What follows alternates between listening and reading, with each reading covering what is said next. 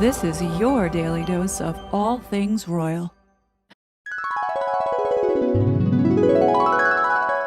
The other thing, though, that I do remember about that time was how people came together. And we are seeing that right now. We are seeing that from the sheriff in Michigan or the police chief in Virginia. We are seeing people stand in solidarity. We are seeing communities come together and to uplift. And you are going to be part of this movement.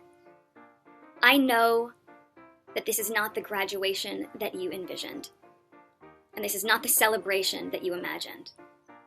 But I also know that there's a way for us to reframe this for you and to not see this as the end of something, but instead to see this as the beginning of you harnessing all of the work, all the values, all the skills that you have embodied over the last 4 years, and now you channel that. Now all of that work gets activated. Now you get to be part of rebuilding. And I know sometimes people say, how many times do we need to rebuild? Well, you know what? We are going to rebuild and rebuild and rebuild until it is rebuilt. Because when the foundation is broken, so are we. You are going to have empathy for those who don't see the world through the same lens that you do, because with as diverse and vibrant and open-minded as I know the teachings at Immaculate Heart are, I know you know that Black Lives Matter. Many months later. I want to talk about some of these policies that have gotten to where we are today. Mr. Jackson, if I could just start with you. You were deputy director in the Biden White House for gun violence and a special assistant to the president. Is that correct? Yes, sir. You're also affiliated with the Community Justice Action Fund. Is that correct? Yes, I'm also a survivor of gun violence. You were their executive director. When was that, the Community Justice Action Fund? 2021 to 2023. And you're affiliated with them now? Yes, as executive advisor. Okay. The Community Justice Action Fund, do you disclose your donors? Yes. All of the donors are public? Yes. You're funded by the Tides Advocacy Group, among others? They're a fiscal sponsor. This is, right. They that would be handle a our donor. HR. Yeah. Mm-hmm. This is a George Soros-funded group? No. He's one of the donors? No. He's a donor to the Tides Advocacy Group? Yeah, that's our fiscal sponsor. So they handle our HR, our back office, our operations. Great. Okay. Great. So in other words, I mean, we're one of 300 organizations. Right, that they run. You are a subset we of pay them. Pay them to be a fiscal Well, sponsor. you are a subset of that organization, which he helps to fund, right? Okay.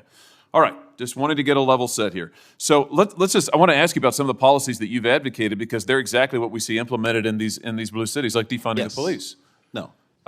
Indeed. That's not. We advocate for Wait, I haven't asked a question yet. We'll get to. I've got a lot of questions. Believe me, and I'll give you time.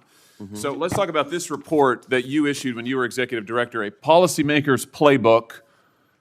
And I'll ask you to enter it into the record, Mr. Chairman. Great. Without objection. Thank you.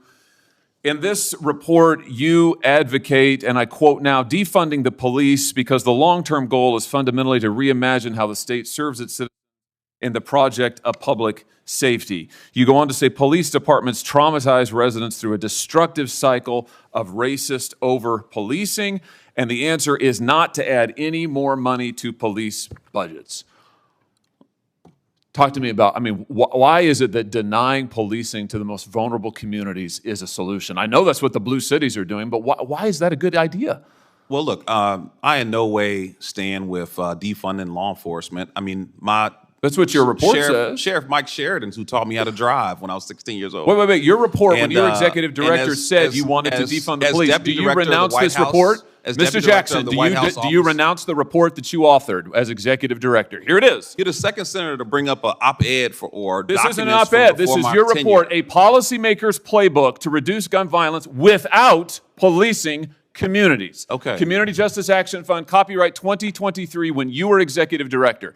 Now you say you don't know anything about it. Now you say that you haven't heard of it, just like the Democrats who all of a sudden say, we're all for the police. They've been advocating defunding them for years. Okay, well, you can look at documents or you can look at results. My question is, do you renounce this report now? You say you no longer agree with this. And my answer is that I led the efforts to invest $42 billion in law enforcement. You've advocated defunding the police as executive director of an organization that you still lead and are affiliated with. Never see me advocate for that directly. What you see me So advocate for what is this a then? comprehensive approach to reducing Right. violence. The And we've comprehensive approach recognized is that defunding law the police, enforcement is a which is part of what the this ecosystem says. the entire time. This is so typical of what the Democrats do now. After your policies have transparently failed and led to the deaths of millions of Americans, now you say you've never heard of defunding the police. Your own report recommends it on page after page after page. Let me ask about something else you say. Here's what you say we ought to invest in. Instead of funding the police, here's what we ought to invest in.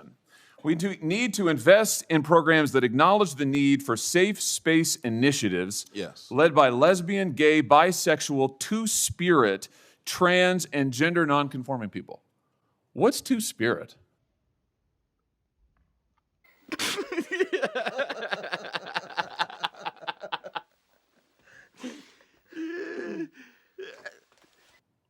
Well, look, I don't know exactly. You guys are pulling some interesting quotes. This here. is from your report. If you look at the report, the focus is on investing in violence intervention, outreach workers. What is you victim say? You services. say that you shouldn't invest in the police, but we ought to invest in two-spirit community programs that acknowledge two-spirit Look, we individuals. are not going to discriminate What is that? We're not going to discriminate against any nonprofit that What wants is to a help us two-spirit? prevent violence in What our is community. two-spirit? You say don't fund the police, but do fund programs that create safe spaces for two-spirit people. What is? I just want to know. I don't know what that is. I have no idea what that is. Well, I honestly, I'm not completely aware of the language or the You wrote spirit the of how that was report? written. But what I'm telling you is that what is a two-spirit individual? I mean, really, this is your policymaker's playbook. You are the witness called by the Democrats on this committee, so I assume you reflect their views. Well, you don't want to fund the police. You want to fund safe spaces for two-spirit individuals. What is a two-spirit person? I feel like I'm looking at a two-faced individual because you talk about reducing Oh, no, sir. violence. You're looking at somebody who's You're also reading you speaking your out own against words, and I'd like to violence hear an prevention answer. programs. Here's the answer. The answer is you don't have any solutions. You want to invest in gobbledygook and take away money from police officers who actually keep our communities safe, and when you're called on the record, you deny it. It's all We there in invested black and law white, and enforcement. your We record is invested there in black and community-based white, solutions. and it's a disgrace. We reduced homicides by 31%, and as someone who's been shot and nearly killed, I take offense that you would think that I the take last offense 13 that you won't years answer my were not questions, focused on that you reducing deny your violence. own words, and that you are leading this committee astray. And frankly, sir, your policies are absurd. They're absurd.